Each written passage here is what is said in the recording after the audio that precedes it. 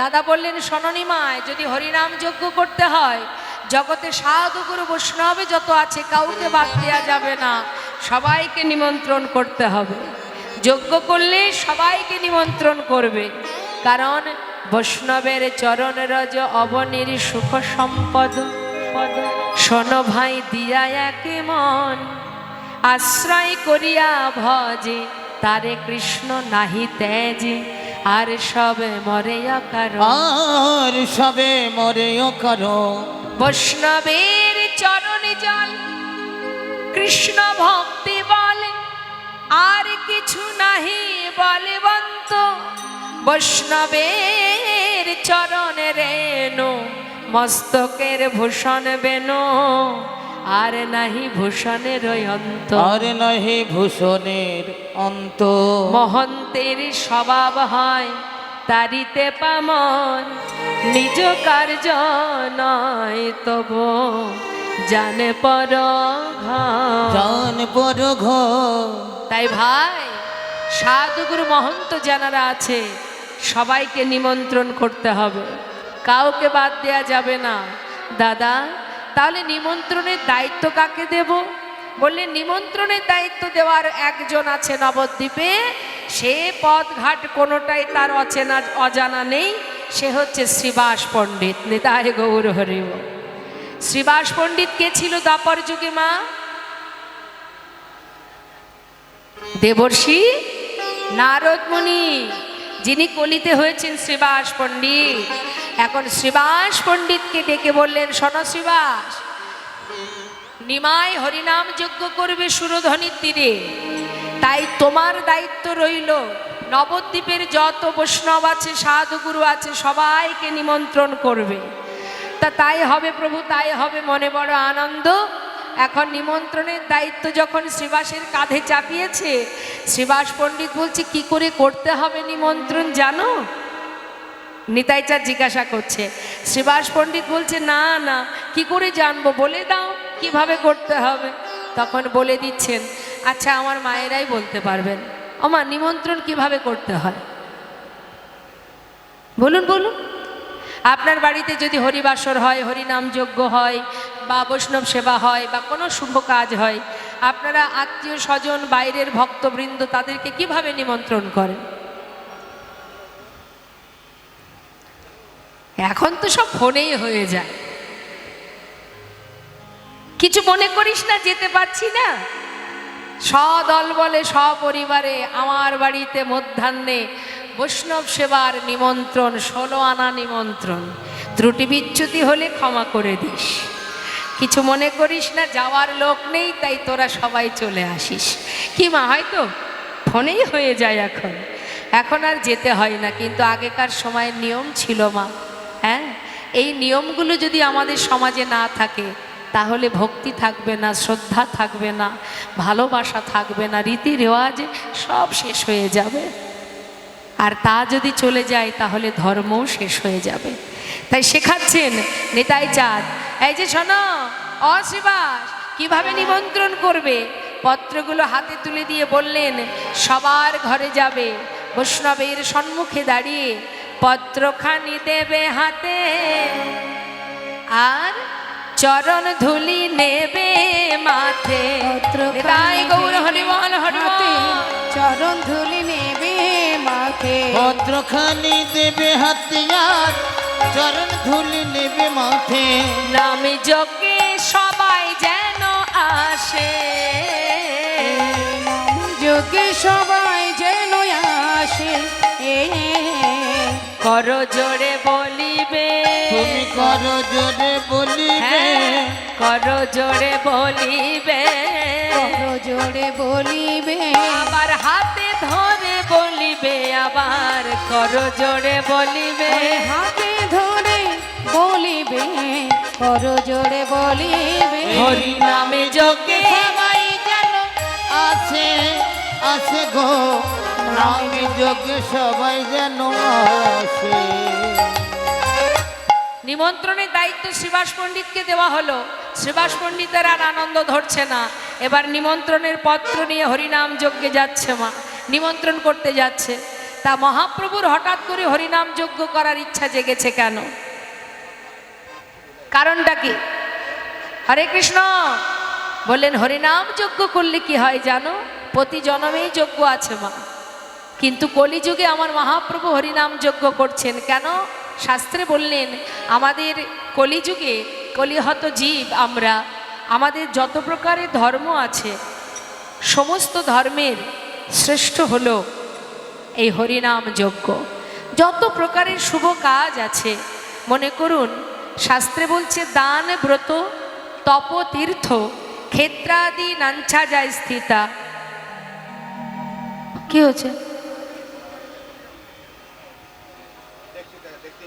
শক্তয় দেব মহাতং সর্বপাপ হর শোভা রাজস্ব অশ্বমেধানং জ্ঞান আধ্যাত্ম বস্তন আকৃষ্য হরিনামে স্তপিত শেষ নামেশ। মানে আমি একটা একটা করে বুঝাই। দান, ব্রত, তপ, তীর্থ। দান করো, ব্রত করো, তপস্যা করো, তীর্থে যাও, তুমি শক্তি সাধনা করো, গণেশ পূজা করো, লক্ষ্মী পূজা করো, ঠাকুর অনুকূলকে ভালোবাসো, মা কালীর পূজা করো, যে কর্মই তুমি করো না কেন। রাজস্ব অশ্বমেধানং অর্থাৎ অশ্বমেধ যজ্ঞ, রাজস্বীয় যজ্ঞ, এই যত প্রকারের যজ্ঞ আছে বললেন তার মধ্যে শ্রেষ্ঠ হলো হরিনাম যজ্ঞ। নিতাই গৌর হরিবল। কেন বললেন না? জগতে যত রকমের শুভ কর্ম আছে, শুভ কর্মের যে শুভ পুণ্য ফল তুমি পাচ্ছ, লাভ করছো, এক যদি হরিনাম যজ্ঞ তুমি করতে পারো তাহলে জগতে যত রকমের শুভ কর্মের সুফল আছে একসঙ্গে হরিনাম যজ্ঞে লাভ করা যায়। নিতাই গৌর হরিবল হরিবল। তাহলে হরিনাম যজ্ঞ করলে, হরিনাম করলে যেমন উপকার, হরিনাম যজ্ঞ করলে উপকার। কারণ কলিযুগে নাম ছাড়া নাহি আর ধর্ম, সর্বধর্ম সার নামে শাস্ত্র মর্ম। তাই বললে তুমি দেরি করো না, যাও নিমন্ত্রণ করে এসো। এবার নিমন্ত্রণের পত্র নিয়ে ছুটতে ছুটতে যাচ্ছে। শুনিয়া শ্রীবাসে গেল নদিয়া নগরে, শুনিয়া শ্রীবাস গেল নদিয়া নগরে, শ্রীবাস চলে যায়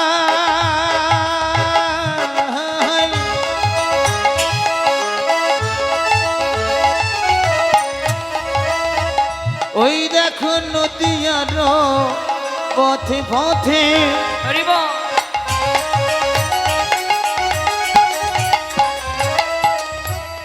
নিমন্ত্রণের পাত্র লইয়া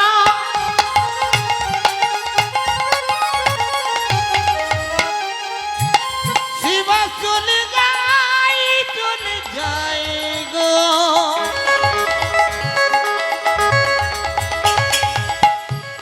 ওই দেখো নদিয়ার পথে পথে শিবাজি চলে যায় গো। শুনিয়া শ্রীবাস গেল নদিয়া নগরে, নিমন্ত্রণ করিল সবে যোগে আসিবারে, নিমন্ত্রণ করিল সবে যোগে আসিবারে। এই যে সাধু গুরু বৈষ্ণব সবার চরণ ধরে জানায় আপনারাও আসবেন, আপনারাও আসিবেন, হ্যাঁ আপনারাও আসবেন, আপনারাও আসিবে, হরিনাম মহাযজ্ঞে আপনারা আসবেন, হরিনাম মহাযজ্ঞে আপনারাও আসিবেন, ওই সুরধ্বনির তটভূমে আপনারাও আসিবেন, সুরধ্বনির তটভূমে আপনারাও আসিবে, ওই সুরধ্বনির তটভূমে আপনারাও আসিবেন, সুরধ্বনির তটভূমে আজে কর জোরে বলে দেবী, সুরধ্বনির হরিবল হরিবল কর জোরে বলে সুরধ্বনির তটভূমে, করজনে বলিবে, সুরধ্বনির তটভূমে, করজনে বলিবে, সুরধ্বনির তটভূমে আপনারাও আসিবেন, নামে যোগে সবে যেন আসে আসে গো, নামে যোগে সবাই যেন আসে। হরিবল হরিবল। এই মন্দির কমিটির ভক্তবৃন্দরা যখন গ্রামে গ্রামে সবার বাড়িতে বাড়িতে গিয়ে নিমন্ত্রণ করে এসেছিল মা, মনে আনন্দ হচ্ছিল না যে আজ কাত্যায়নী মায়ের মন্দিরে এত সুন্দর পরপর কয়েকদিন ধরে হরিনাম চলবে, কীর্তন হবে, কত সাধুগুরু বৈষ্ণব ভক্তবৃন্দ আসবে, তাদের চরণধুলি নেব, কৃষ্ণ কথা শ্রবণ করব, কত আনন্দ, কত আনন্দ। বছর খানিক ধরে অপেক্ষা করতে হয় আজকের এই শুভ দিনের শুভ সময়ের জন্য। কেউ থাকি কেউ থাকি না, তাই না? তাহলে এই যে আনন্দের মুহূর্তটা যখনই আমাদের কানে আসে, যখনই খবর দেয় কমিটির ভক্তবৃন্দ, নিমন্ত্রণের পত্র দেয় বা মুখে বলে, তখন মনে বড় আনন্দ হয়। এখন নদেবাসীর কানে যেই না খবর দিয়েছে শ্রীবাস পণ্ডিত পত্র দিয়ে যে হরিনাম যজ্ঞ করবেন মহাপ্রভু, তোমাদের সবার নিমন্ত্রণ, আর আনন্দ ধরছে না বাবা। নদেবাসী তো গৌরহরিকে ভালোবাসে, তারা দলবল সদল বলে সবাই মিলে মনের আনন্দে যাচ্ছেন আমার প্রভুর সেই নাম যজ্ঞ হরি কথা শ্রবণের জন্য। আর সেই সঙ্গে বড় বিষয় কি না, গৌরহরি আছে, যে শুধু যে যজ্ঞ হবে তা তো নয়, সঙ্গে আছে কি নিমাই, নিমাইকে দর্শন করতে পারবে। এটা তো আর এক আনন্দ, সেই আনন্দে সবাই যাচ্ছে। আপনারা শোনার জন্যে পাগল, আর তারা দর্শন করবার জন্য পাগল, পাগলের ন্যায় ছুটে যাচ্ছে।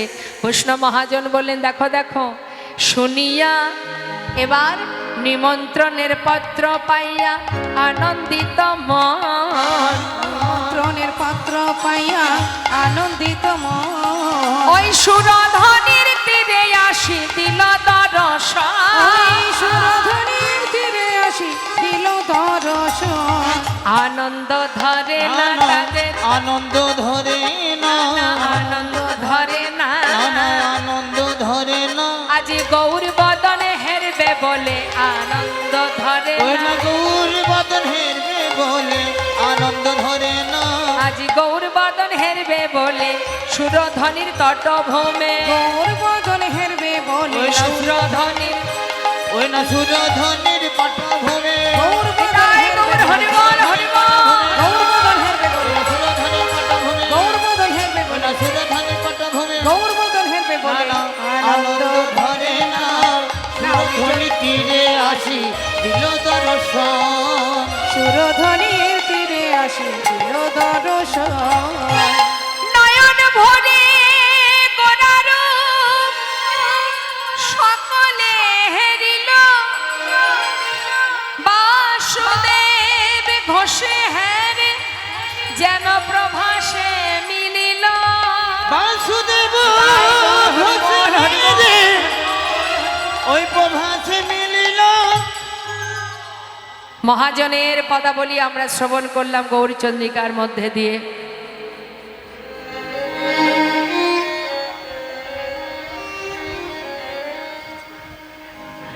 হরিবা কি হয়েছে, কি হয়েছে? জয় রাধে রাধে।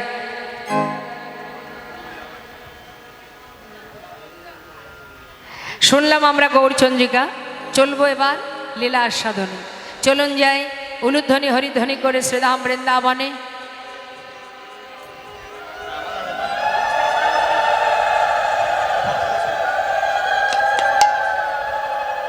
হরিবল হরিবল। চলুন যাই বৃন্দাবনে উলুধ্বনি হরিধ্বনি করে। বৃন্দাবন ধাম অপার। আচ্ছা, মাইকম্যান ভাইকে বলবো আউটপুটটা একটু কমিয়ে দিয়ে ইনপুটটা ঠিক রাখো। জপে যা রাধে রাধে,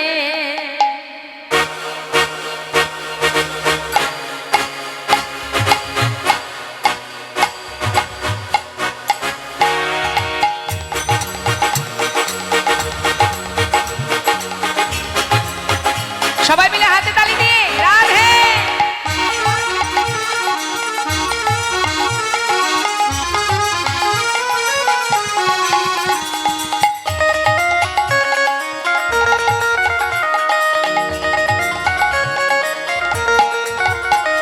বৃন্দাবন ধাম, বৃন্দাবন ধাম অপার, জপে যা রাধে রাধে।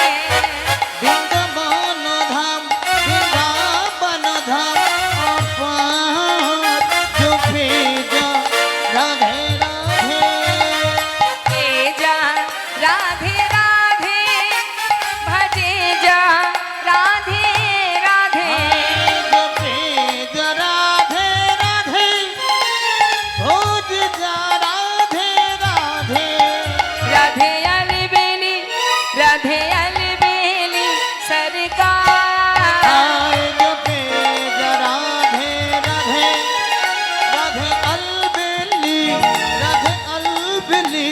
सरकार चुपे जा राधे राधे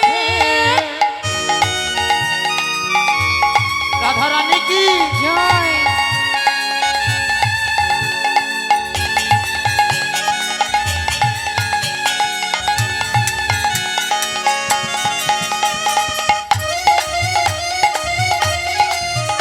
রাধে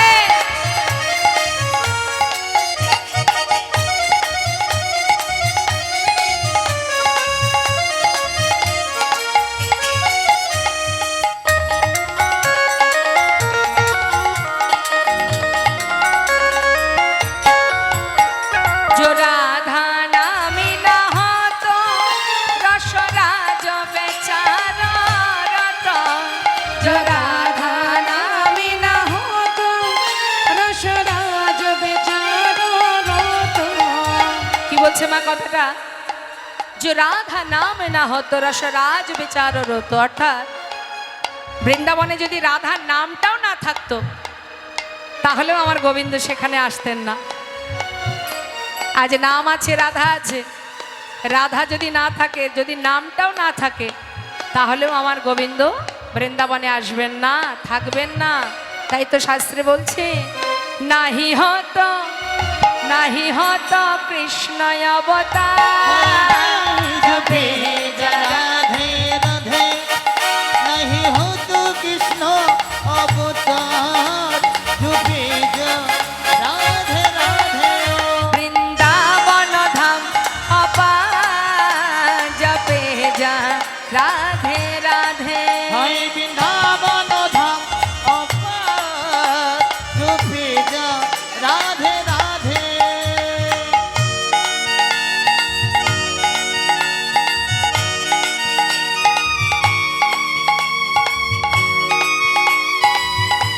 वृंदावन धाम की জয় नवद्वीप धाम की জয়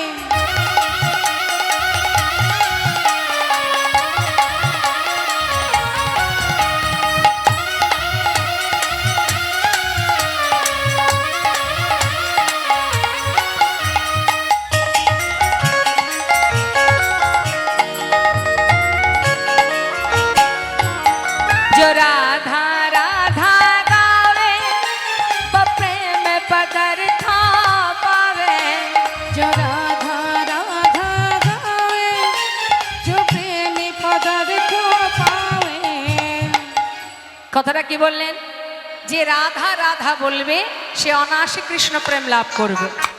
বুঝতে পারলেন মা?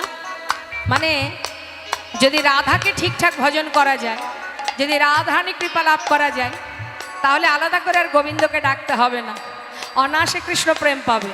মানে একটার সঙ্গে একটা ফ্রি হয়ে যাবে। বাজারে এখন ইদানিং দেখবেন কিছু কিছু জিনিস আছে যার সঙ্গে একটা কিনলে আর একটা ফ্রি হয়ে যায়। তা রাধারানীকে ঠিক যদি ভালোবাসতে পারো তাহলে অনায়াসে কৃষ্ণ প্রেম লাভ করা যায়, আলাদা করে গোবিন্দকে ডাকতে হবে না। তাই বলছে जो রাধা রাধা গাवे वो प्रेम पदार्थ पावे जो राधा राधा गावे प्रेम पदार्थ पावे वो कहे जाए वो कहे जाए बेड़ा पार जपे जाए राधे राधे नहीं हो तो कृष्ण अवतार जपे जा राधे राधे বৃন্দাবন ধাম अपार जपे जा राधे राधे भजे राधे राधे हाय जपे जा राधे राधे प्रेम से बोलिए राधा रानी की जय একটু জোরে জয় দেবেন তো সবাই, কেমন? আরো জোরে, উলুধ্বনি নয়, জয়ধ্বনি। বলিয়ে রাধা রানী কি। হয়েছে 12 আনা, 4 আনা বাকি। বলিয়ে রাধা রানী কি। জয়টা ঠিকঠাক না দিলে কিন্তু একেবারে সোজা গোলকধামে পৌঁছানো যাবে না। গোলকধামে যেতে গেলে এই সুযোগ, এইখানে বসে উচ্চস্বরে জয়ধ্বনি করুন, যাতে একেবারে গোলকধামে রাধা গোবিন্দ তাদের সোনার সিংহাসন টলে যায়। বলিয়ে রাধা রানী কি, শ্যাম সুন্দর কি, ভাগ্য বিহারী লাল কি।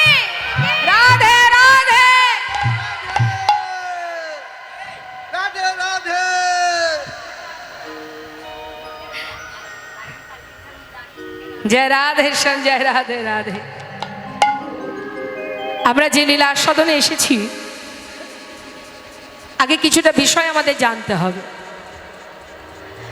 ভগবান কৃষ্ণচন্দ্র তিনি দ্বারকায় চলে গেলেন বটে। আমা কবে গিয়েছেন দ্বারকায়? জয় রাধে। কংস মহারাজকে যখন বধ করলেন, কংস মহারাজকে বধ করে তিনি কিন্তু আর বৃন্দাবনে ফিরে যাননি। তাহলে একবার ভাবুন, আমরা তো আমাদের কষ্টটাই বেশি বুঝতে পারি, আমরা বেশি বুঝি যে আমরাই মনে হয় বেশি কষ্টে আছি। এই জগতে সবাই সুখী, আমিই বেশি কষ্টে আছি, এটা আমাদের ধারণা। কিন্তু কষ্ট কিন্তু সবারই আছে মা, প্রত্যেকেরই কষ্ট আছে। কেন জানেন? এই পৃথিবীটা যন্ত্রণা দ্বারাই তৈরি। এখানে কোনোদিন কেউ ভাববেন না যে সুখে থাকবো বলে পৃথিবীতে মনুষ্যকুলে জন্ম পেয়েছি। আমাদের সবচেয়ে বড় ভুল, চরমতম ভুল আমাদের সেটাই যে আমরা গোলকধামে ভগবানের চরণে ছিলাম, যেখান থেকে পৃথিবীতে জন্ম পাওয়ার জন্য তার চরণে কেঁদেছি, সেদেছি। যে আমাদের এই ভুলকে মর্তধামে আমাকে পাঠাও, এই ভমে এসে এই পৃথিবীটা এত সুন্দর, এত মনোরম, না জানি এখানে কত সুখ আছে, শান্তি আছে, আনন্দ আছে। এখানে থাকলে অনেক ভালো থাকবো এবং এখানে থেকে তোমার ভজন করব। কোথায় সেই গোলকধাম আর কোথায় এটা ভুলোক? এই ভুলোকে এসেছি সেই গোলকধাম থেকে, আর সেখান থেকে এসে আমরা আসার পরে বুঝেছি এখানে কত সুখ। হরি বল, হরি বল। তাই শুধু এসেছি মানব জন্ম পেয়ে নয়, তার আগে অনেক জন্ম পেয়েছি। 84 লক্ষ জনি ভ্রমণ, কত জনিতে জন্ম পেলাম আমরা। শাস্ত্রে বললেন জলজ নবলক্ষণ স্থাবরা বিংশতি, কৃমিয়া রুদ্র সংখ্যক পক্ষিণং 10 লক্ষকম, 30 লক্ষানি পশুবানশ্চ 24 লক্ষানি মানবা। তারপরে পেয়েছে এই মানব জন্ম। তাহলে বাবা, এত কষ্ট, কীট পতঙ্গ, বৃক্ষ লতা, এমনকি পশু পাখি, হিংস্র পশু পাখি হলাম, অবশেষে সাধনা করে তার চরণে প্রার্থনা করে তার চরণ ধরে পড়ে থেকে তবেই আমরা পেয়েছি সাধের জন্মটা। আর এটাই আমাদের শেষ জন্ম। এই জন্মে যদি আমরা গোবিন্দকে ভালোবাসতে পারি, আবার হয়তো গোলকধামে তার চরণে ঠাঁই পাবো। আর এ জন্ম যদি আমাদের ব্যর্থ হয়ে যায়, তাহলে আবারও আমাদের এই কীট পতঙ্গ, বৃক্ষকুল, পশুকুল, পিশাচকুল, পক্ষীকুলে আমাদের জন্ম পেতে হবে। তাহলে এটাই আমাদের উপযুক্ত সময়। বদনে একবার হরিবোল বলো, গুরুচরণ সার করো, গুরু দীক্ষা, গুরু শিক্ষা গ্রহণ করো। তাই শুধুমাত্র আমাদের কষ্টটা ভাবলে হবে না। মা যশোমতী সন্তানকে কাছে পাওয়ার পর ভগবান যখনই এলো তার ঘরে, সেই থেকে কংস মহারাজের অত্যাচার শুরু হয়ে গেল। কখনো পুতনা, কখনো অগাসুর, কখনো বকাসুর, যখন পারত তাকে পাঠিয়ে গোপালকে প্রাণে মারার চেষ্টা। আর মা জননী, মা যশোমতী গোপালকে বনে পাঠিয়ে পথপানি চেয়ে বসে থাকতেন। না জানি দুষ্ট কংস রাজা আমার সন্তানকে প্রাণে মেরে দেয়, কিন্তু নয়নের মণি গোপাল তাকে যে ঘরে রেখে দেবে সে উপায়ও ছিল না। কারণ না যেত সখাগণ, না যেত ধেনুবৎস, কেউ বনে যেত না, গোপাল ছাড়া কেউ বনে যেত না। হরিবল, হরিবল। তাই শুধু নিজেদের যন্ত্রণা ভাবলে হবে না, চিন্তা করে দেখুন মা দেবকীর কথা। তিনি তো কিছুই জানে না, তার দোষ কোথায়? গর্ভে পেল ভগবানকে, যার কারণে নিজের দাদা সারা জীবন কারাগারে বন্দী করে রেখে দিল মাতা পিতাকে। শ্রীমতী রাধারানী মথুরায় চলে যাক যখন গেলেন গোবিন্দ, রাধারানী কৃষ্ণ বিরোহিনী, ক্ষণে চৈতন্য ক্ষণে অচৈতন্য। মা যশোমতী গোপাল চলে যাওয়ার পর থেকে, কংসকে যেদিন বধ করেছিল সেই থেকে আর কোনোদিন গোবিন্দ ফিরে আসেনি। সেখান থেকে গিয়েছিলেন গুরুকুলে, গুরু শান্তিপনি মুনির আশ্রমে। সেখান থেকে রাজনীতিবিদ্যা শিখে ভগবান চলে যায় দ্বারকায়। দ্বারকায় গিয়ে রাজা হয়ে বসে থাকেন। আর বৃন্দাবনে কোনো দিন তিনি আর আসেননি। সেই শিশুকাল থেকেই মা যশোমতী গোপাল হারা হলেন। সন্তানের মা, আহা, ভগবানের মা হয়ে সারা জীবন শুধু কেঁদেই গেছে। তাহলে একবার ভাবুন তো,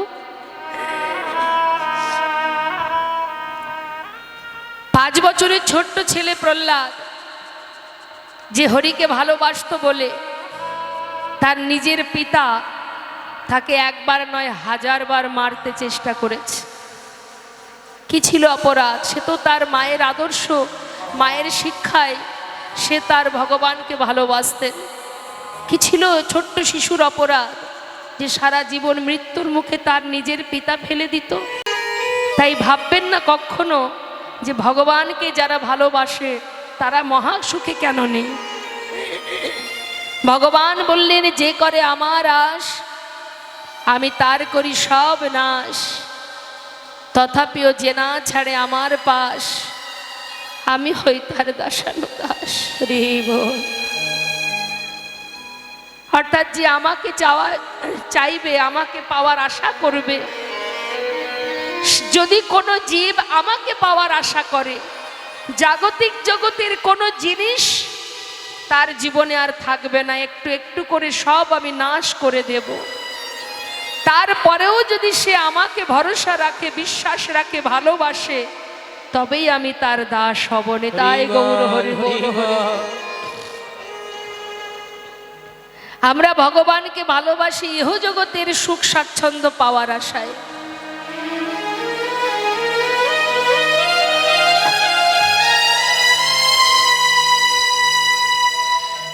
কামনা করি ইহ জগতের সুখ পাবো, শান্তি পাবো, এই কামনা আমাদের জীবনে। যখনই আমরা পাই না তখনই ভগবানকে আমরা ভুলে যাই। রাধে।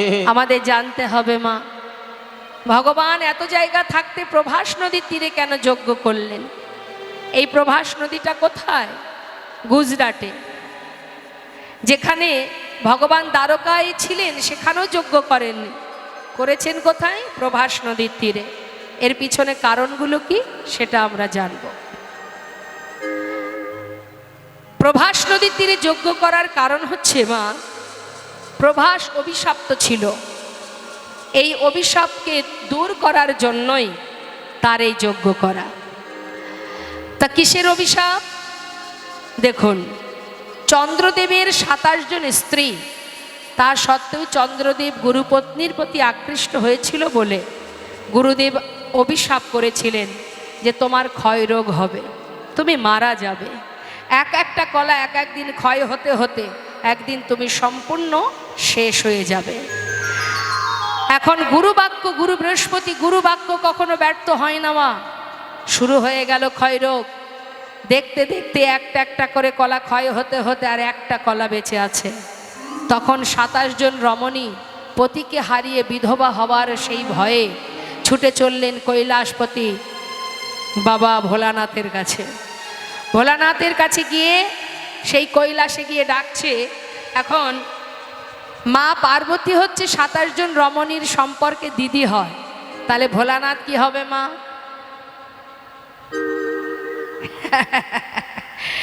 এখন 27 জন শালি গেছে, ভাবা যায়? হ্যাঁ, সবাই মিলে চিৎকার করছে, জামাই বাবু, ও জামাই বাবু, ও জামাই বাবু। কৈলাসপতি মহাদেব চিন্তা করছে, বাবা এত শালি আছে, জানতাম না। কি ব্যাপার, এসো এসো এসো এসো।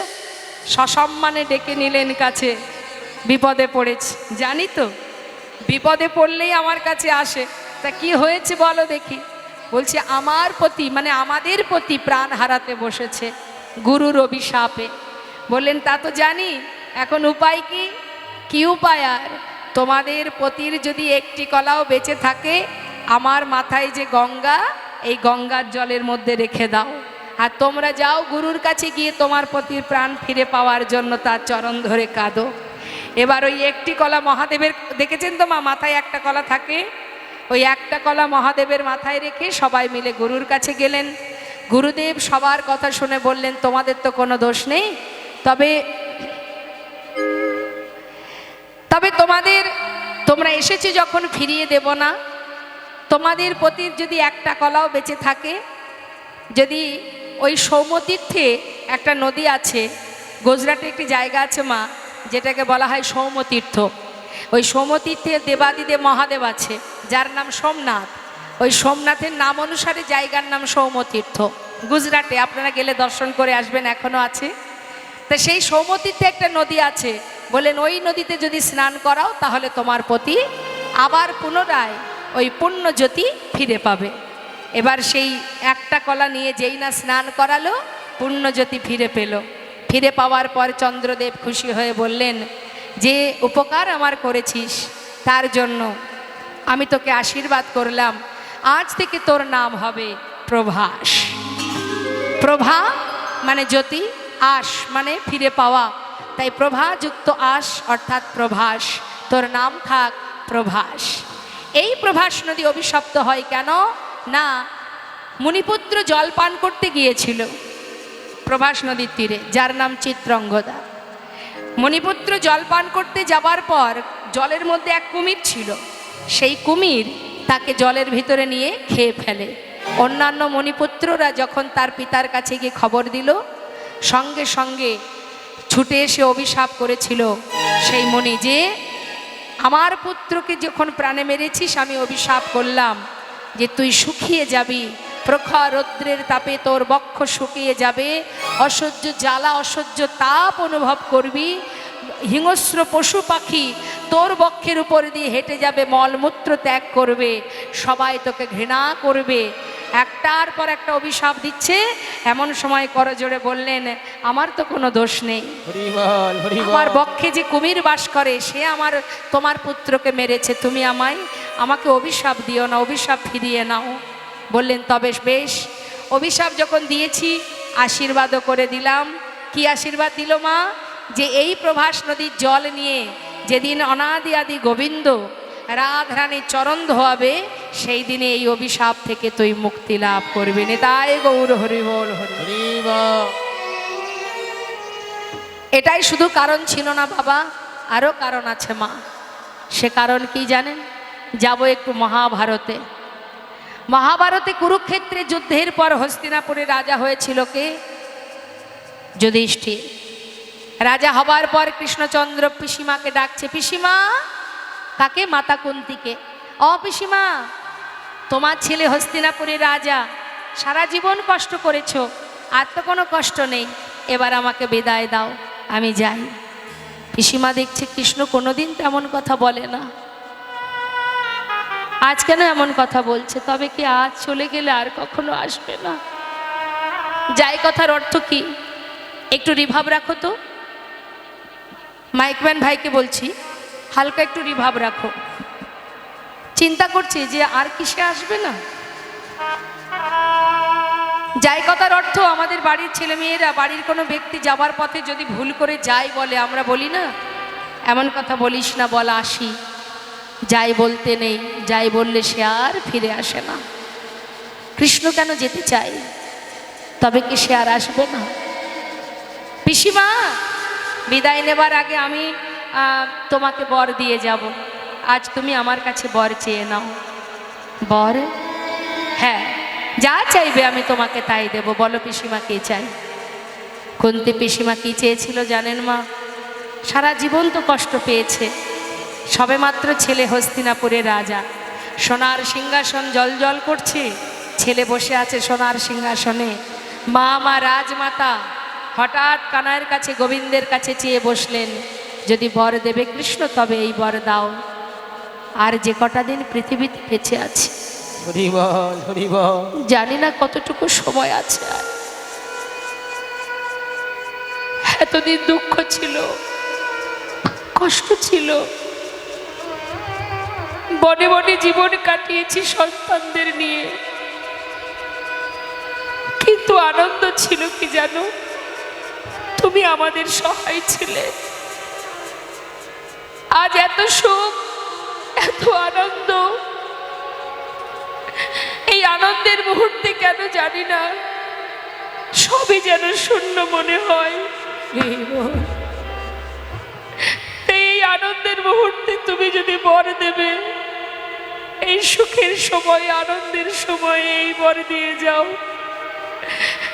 জগতে আর যত দুঃখ কষ্ট আছে, যন্ত্রণা আছে, সবটুকু আমায় দিয়ে যাও।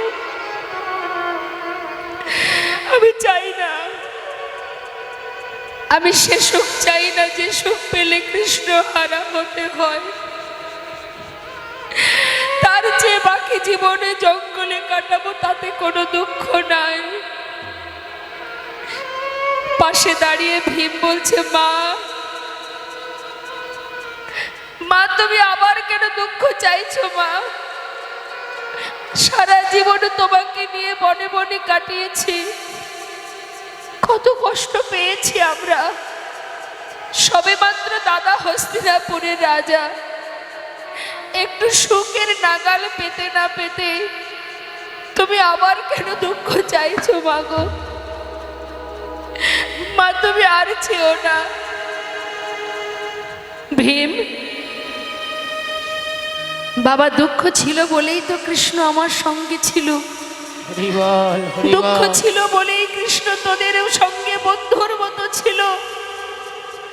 আজ দুঃখের অবসান ঘটেছে, সুখের নাগাল পেয়েছি, সোনার সিংহাসন পেয়েছি, এত সুখ, এত আনন্দ। কিন্তু কৃষ্ণ যদি আমাদের ছেড়ে চলে যায়, তাহলে এই সুখ আমি কি করব বাবা?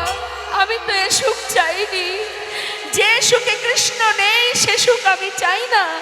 নেমে আয় যুধিষ্ঠির, ওই সিংহাসন ছেড়ে নেমে আয়। যে কটা দিন বাঁচবো আমরা বনে বনেই কাটাবো, আমরা চাই না সোনার সিংহাসন। হরিবল হরিবল। গোবিন্দ ছুটে এসে পিসিমাকে জড়িয়ে ধরে বললেন, পিসিমা এত ভালোবাসো তুমি,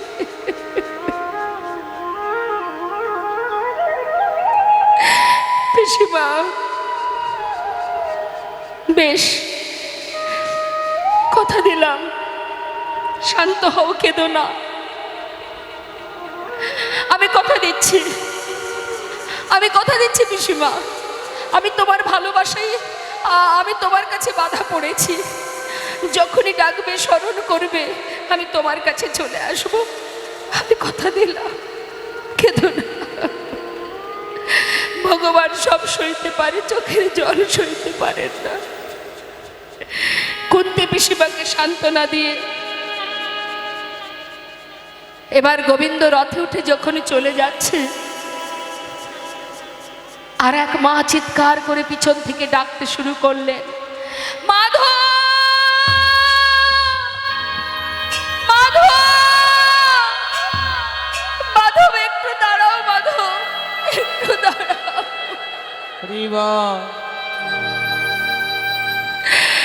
চেয়ে দেখো মাধব,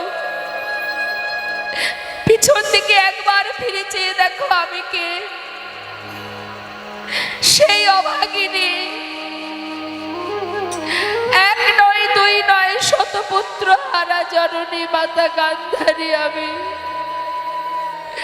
আজ আমি পথের কাঙালিনী, আজ আমি সন্তান হারা অভাগিনী জননী। আজ এই সন্তান হারা মা বলে ডাকার মতো একটা দিন তুমি বাঁচিয়ে রাখলে না। তাই আজ আমি সুবল কন্যা অভিশাপ দিচ্ছি, যা কিছু হয়েছে তোমার জন্য। তুমি যদি না চাইতে, কোনোদিন এই যুদ্ধ হতো না, আমার সন্তান হারা হতে হতো না।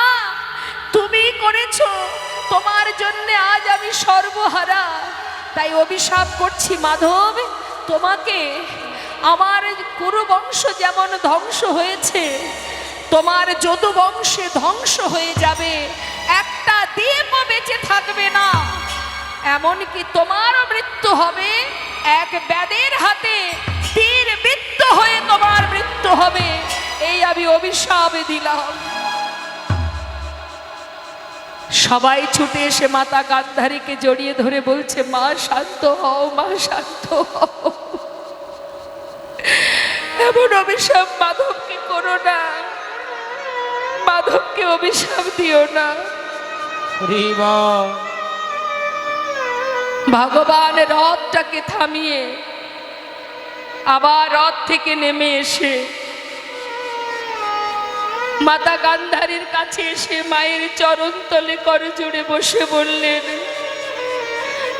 তোমরা মাকে কেউ বাধা দিও না, তাকে বলতে দাও, সে তো ভুল কিছু বলেনি। কুরুক্ষেত্রের মাঠে জয়ের আনন্দ যেমন পেয়েছি আমি, তেমন যারা পরাজিত হয়েছে সেই যন্ত্রণাও আমি পেয়েছি। সকল মায়ের আশীর্বাদ যেমন আমি পেয়েছি, সকল মায়ের অভিশাপও আমি পেতে চাই।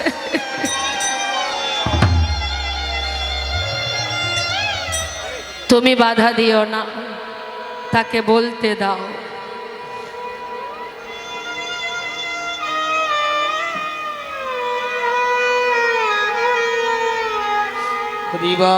সেই মাতা গান্ধারীর অভিশাপ আজ ভগবান কৃষ্ণ যখন দ্বারকায় চলে গেল, চলে যাবার পর বৃন্দাবনের কেমন অবস্থা আমরা দুটো একটা পদের মধ্যে শ্রবণ করব। এদিকে কি হলো বাবা, এই যে যদুবংশ 56 কোটি যদুবংশ মা, এই 56 কোটি যদুবংশের সন্তানেরা তাদের সন্তানদের মধ্যে একটা সন্তান ছিল যার নাম শাম্ভ, অনেকটা মেয়েদের মতো দেখতে। তাই অন্যান্য ভাইয়েরা তাকে ভালো করে নারী সাজিয়ে পেটের উপরে একটা কড়া রেখে জঙ্গলে মুনি ঋষিরা যেখানে থাকেন সেখানে গিয়ে বললেন, হে মুনি ঋষিগণ, তোমরা আমাকে বলে দাও যে এর গর্ভে কে আছে। মুনি ঋষিরা কি কিছু জানে না মা? সবই বোঝে তারা, তথাপিও তারা কোনো কথাই শুনছে না, বারবার বিরক্ত করছে। মুনি ঋষি বলছে, বালক তোমরা ফিরে যাও, তোমরা ভগবানের সন্তান, তোমরা ফিরে যাও, বিরক্ত করো না, আমাদের সাধনায় বিঘ্ন ঘটিও না। কে শোনে কার কথা?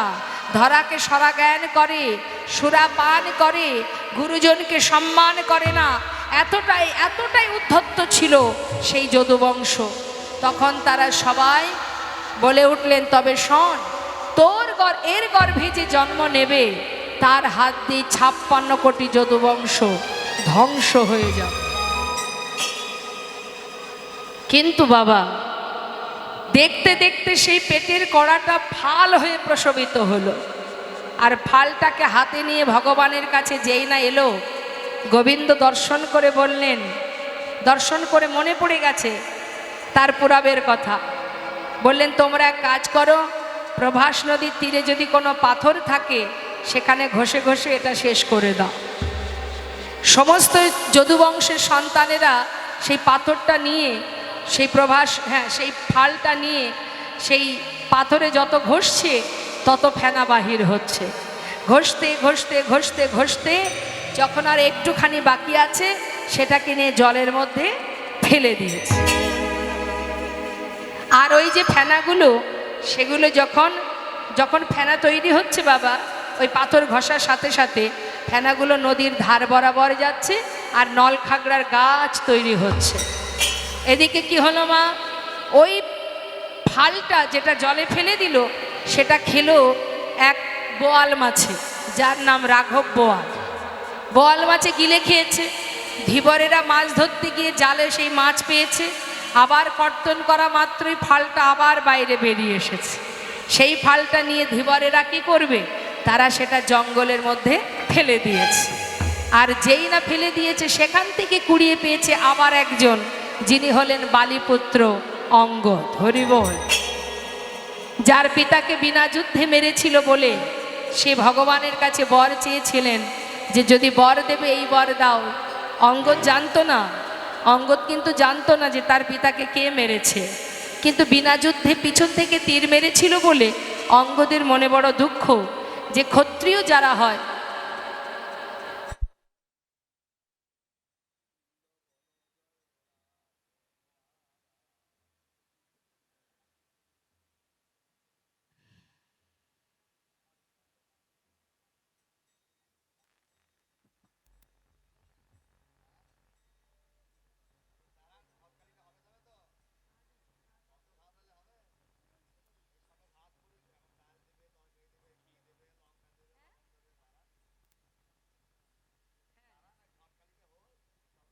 হরিবল হরিবল হরিবল।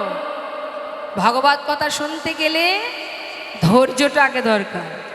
এটা আমার কথা নয় যদিও বা, রাম ভক্ত তুলসীদাস বললেন मन की तरंग को मार लो बस हो गया भजन, आदत बुरी सुधार लो बस हो गया भजन, आया हो तुम कहाँ से और जाओगे कहाँ, इतना दिल विचार लो बस हो गया भजन।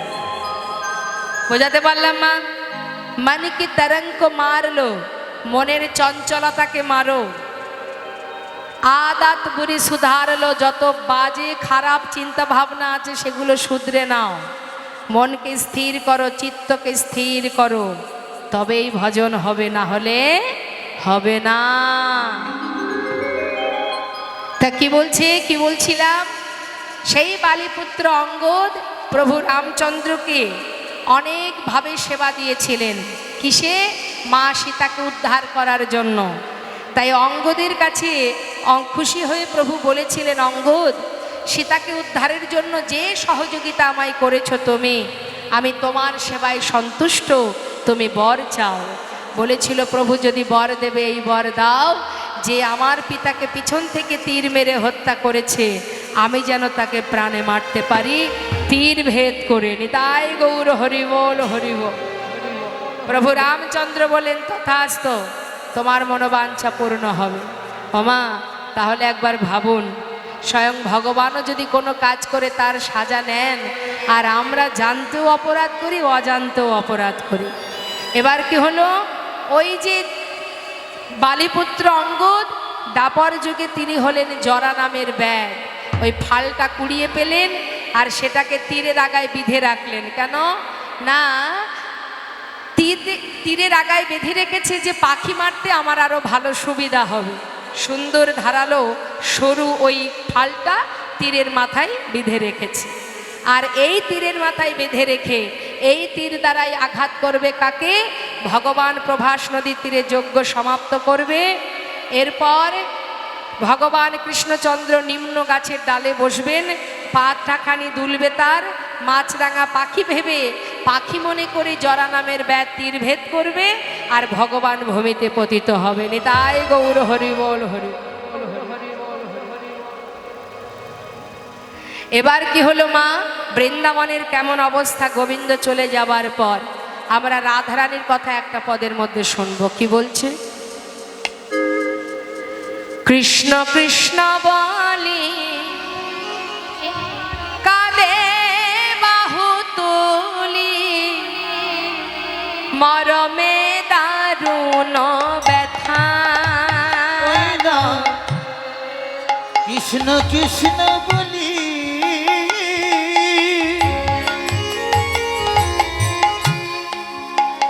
ওরাই কাঁদে বাহু তুলি, মরমে দারুণ ব্যথা। দেখো মৃত্তিকায় পদে মূরতিয়া কিয়া, কহে তার শনে কথা। মৃত্তিকার উপরে মূরতি আঁকিয়া, কহে তার শনে কথা। বলে একবার বধূ কথা বলো,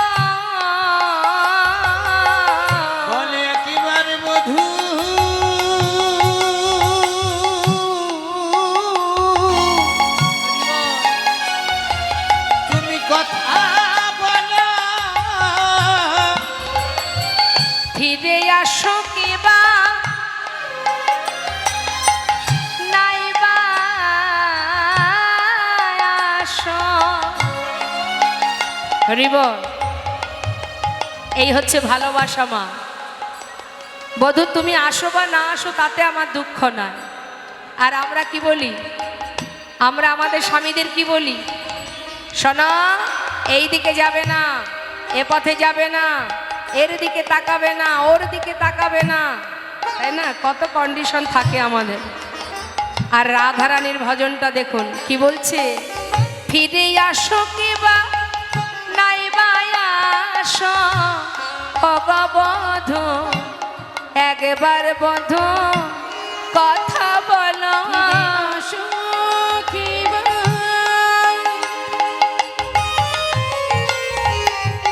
নাই বা আসো,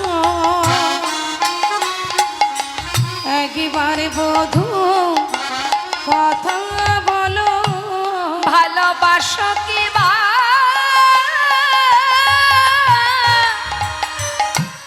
কত বছর চলে গেছে, শত বৎসর গোবিন্দ যখন মথুরায় ছিলেন, শত বৎসর হারা হয়েছেন। তারপরে গুরুকুলে গেছে, সেখান থেকে দ্বারকায় গেছে। তাহলে বৃন্দাবনে সে তো আর আসেনি, তাহলে কত বছর হারিয়েছে রাধারানী গোবিন্দকে। তাই বলছে বধূ ভালোবাসো বা না বাসো, অন্তত একটু কথা তো বলো, আমি তাতেই খুশি বধূ।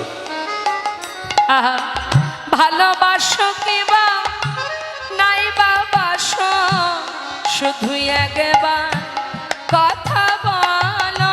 ভালোবাসো কি বা বধূ নাই বা বাসো, একবার বধূ কথা বলো। মৃত্তিকায় পরে ওই না মূরতি আঁকিয়া কহই তার সনে কথা। মাটির উপরে মা চোখের জলে মাটি ভিজিয়েছে, মাটি ভিজিয়ে সেখানে গোবিন্দের চিত্র অঙ্কন করছে, মানে ছবি আঁকছে। কি করবে, কার সাথে কথা বলবে, তাই নিজে হাতে বধূর ছবি এঁকে বধূর সঙ্গে মানে চিত্রের সঙ্গেই গল্প করছে, কাঁদছে, মনের দুঃখ প্রকাশ করছে। তা কিভাবে আঁকছে সেটাই আমাদের জানার বিষয়। ছবি তো অনেকেই আঁকে, এখানে কেউ আছে ভালো ছবি আঁকতে পারে, মানুষের ছবি আঁকতে পারে ভালো? কে আছে? কেউ নেই। ভালো চিত্র অঙ্কন করতে পারে? কেউ নেই। আচ্ছা তাহলে বলি মন দিয়ে শুনুন, মানুষের ছবি আঁকতে গেলে হয় মস্তক থেকে শুরু করতে হয়, না হলে চরণ থেকে শুরু করতে হয়, তাই না? আর রাধারানী কোথা থেকে শুরু করেছে ছবি আঁকছে বধূর? মন দিয়ে শুনবেন পদটা কি বলছে, আঁকিয়া সে কটি, কোটি মানে কোমরটা আগে আঁকছে মা, হ্যাঁ, আহা হা, আঁকিয়া সে কটি পরাই ধটি, ধটি মানে সুন্দর করে ধটি বেঁধে দিয়েছে, মানে দেখবেন গোপালের কোমরে একটা ধটি, একটা ওড়না বাঁধা থাকে, থাকে না, ওটাকে ধটি বলা হয়, কোমর বন্ধন যেটা বলে। আঁকিয়া সে কটি আহা পরাই ধটি, কত না যতন করি। দেখো আঁকিয়া সে কোটি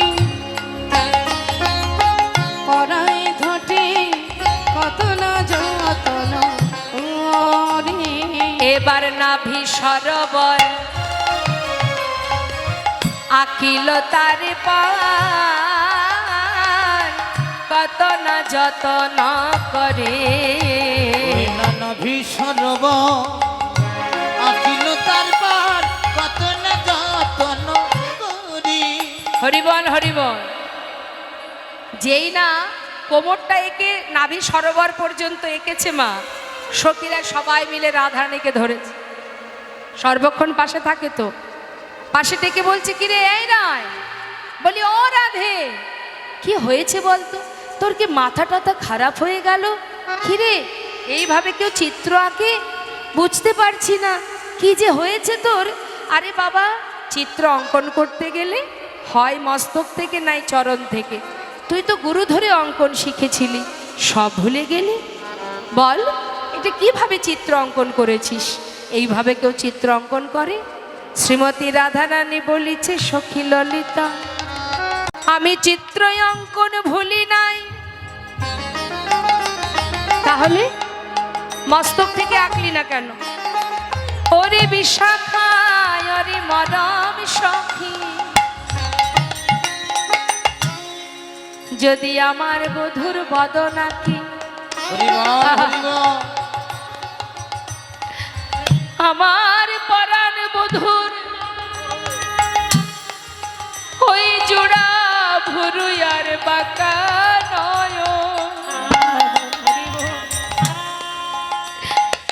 যদি একবার আমার নয়ন পড়ে, দুটি নয়ন আমার জলে ভরে যায়।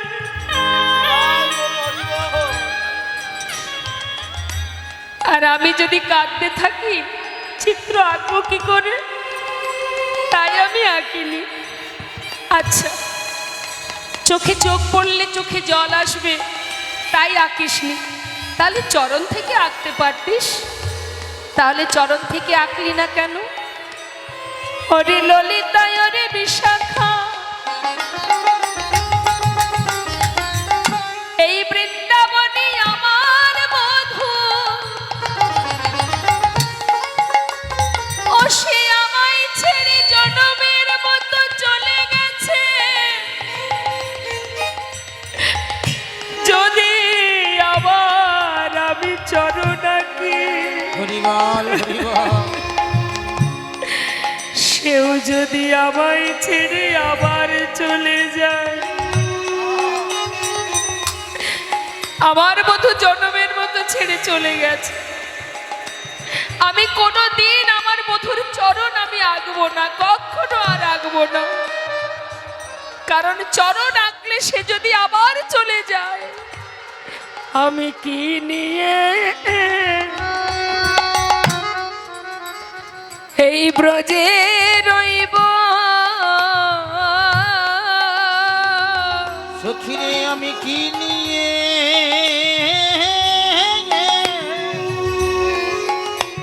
এই বোঝে রহিব? চরণে দিলে যদি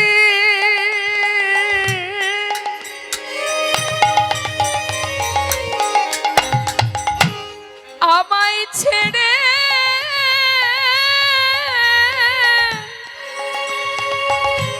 আবার চলে যায়, আমি কি নিয়ে ব্রজে রইব? চরণ দিলে যদি বধূ চলে যায় গো, বলে কি নিয়ে এই ব্রজে রইব? সখীরে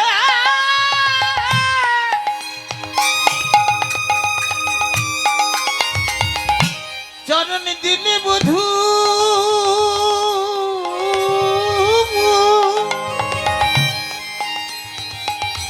আমার চলে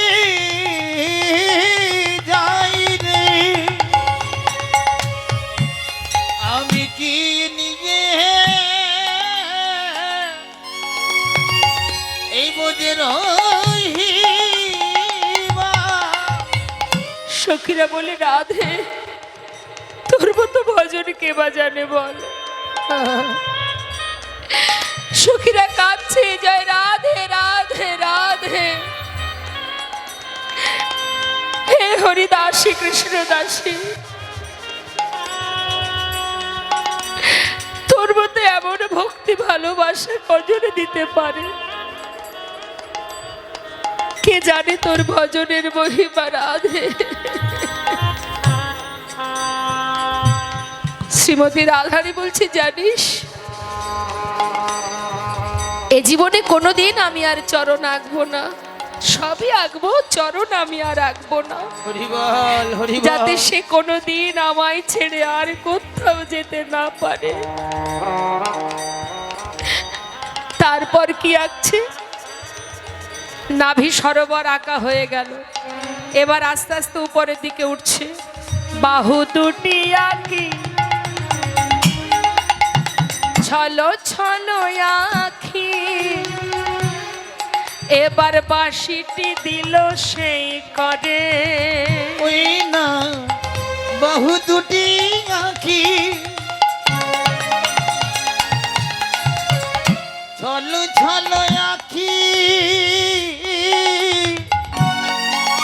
ওই বাঁশিটি দিল করে। যেই না বাঁশি তুলে দিয়েছে বাবা, মানে এমন ভাবে আঁকিয়েছে মা, হাত দুটো এঁকেছে আবার সেখানে বাঁশি এঁকে দিয়েছে। যেই না হাতে বাঁশি পড়েছে শ্রীমতী রাধারানী সেবার সব মিলিয়ে সেই রূপটা দর্শন করে কেঁদে কেঁদে বলেছে, বধূ হে ওহে আমার পরাণ বধূ, একবার তেমনি করে বাজাও বাঁশি। একবার তেমনি করে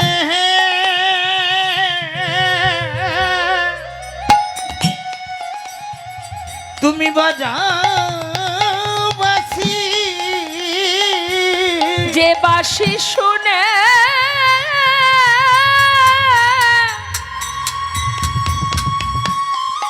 আমি ঘরে রইতে নারী, তেমনি করে বাজাও বাঁশি। ওই বাঁশি শুনে আমি ঘরে রইতে নারী, তুমি তেমনি করে বাজাও বাঁশি। এবার কণ্ঠ কুম্ভ কিবা অনুপম শোভা আঁকিল পরে পরে। কণ্ঠ কুম্ভ কিবা ওই অনুপম শোভা আঁকিল তারপরে তরে। এবার কি হলো মা? কণ্ঠ কুম্ভ, কণ্ঠ কুম্ভ কিবা, কুম্ভ মানে কলসী, হ্যাঁ কলস। এখন কলসীর মুখটা কেমন থাকে? ঠিক গোবিন্দের কণ্ঠটা যে এঁকেছে একেবারে কুম্ভ কলসের মুখের মতো করে। হ্যাঁ, কুম্ভ কলসে যেমন ভাঁজ ভাঁজ থাকে ঠিক সেইভাবে গলাটা এঁকেছে, কণ্ঠটা এঁকেছে। এবার এই পর্যন্ত আঁকা হয়ে গেল, বাকি আছে এবার বদনটা। যেই না বদন এঁকেছে মা, বদন আঁকার পরপরই ওই মাটির উপরে যে বদন অঙ্কন করেছে তার উপরে নিজের মুখটা রেখেছে, রেখে এবার রাধারানীর চোখের জল বধূর বদনে দিচ্ছে আর কেঁদে কেঁদে বলছে, বধূ গো মুখে মুখ দিয়া কাঁদিয়া কাঁদিয়া কহে তার শনে কথা। ওই মুখে মুখ দিয়া কাঁদিয়া কাঁদিয়া কহে তার শনে কথা। কহে যদু না ওহে প্রাণনা দেখো হে রাধার ব্যথা। ওই না কহে যদু না ওহে প্রাণ না দেখো না রাধার ব্যথা। তুমি একবার এসে দেখে যাও গো, একবার এসে দেখে যাও গো আমাদের রাধারানী কেমন আছে, একবার এসে দেখে যাও না। রাধারানী কেমন আছে? আহা কেমন করে বাজবে বলো, তাই গৌর হরি বল, গৌর হরি বল। রাধারানী কেমন আছে? কেমন করে বাজবে বলো, রাধারানী কেমন আছে? কেমন করে বাজবে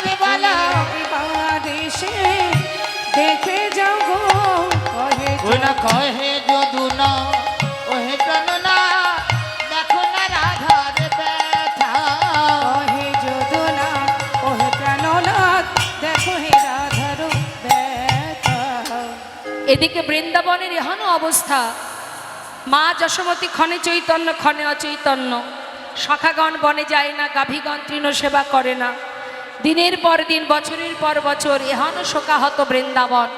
আর এদিকে দেবর্ষি নারদের হঠাৎ মনে হলো বহুদিন হয়েছে সাধুসঙ্গ করিনি, যাই একটু সাধুসঙ্গ করে আসি। এই মনোভাব নিয়ে এবার দেবর্ষি নারদ যাচ্ছে সাধুসঙ্গ করতে। সাধুসঙ্গ করতে কে না ভালোবাসে মা, তাই না? তাই ভক্ত দেবর্ষি নারদ তিনি কোথায় যাচ্ছে সাধুসঙ্গ করতে? বৃন্দাবনে। বিধির নন্দন আজি চিন্তা মনে মনে, বিধির নন্দন আজি চিন্তা মনে ও মনে। নারদ চলে যায়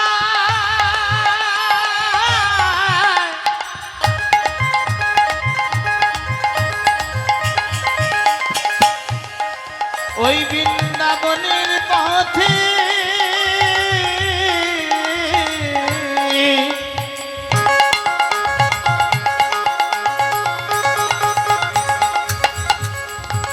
তার মনের আনন্দিরা সীমা নাই, সীমা নাই, নাই গো হে হে হে হে হে হে হে হে হে। ওই বিধির নন্দন আজি চিন্তা মনে মনে। কোথা রহু কৃষ্ণ ভক্ত হেরিব নয়নে, কৃষ্ণ ভক্ত হেরিব নয়নে। এত চিন্ত দেবী ঋষি ঢেকিতে চড়িয়া, এত চিন্ত দেবী ঋষি ঢেকিতে চড়িয়া। এত চিত্ত দেব ঋষি ঢেকিতে চড়িয়া। ওমা দেবশ্রী নারদের বাহন কি? হ্যাঁ, ঢেকি। হ্যাঁ, এত চিন্ত দেবী ঋষি ঢেকিতে চড়িয়া।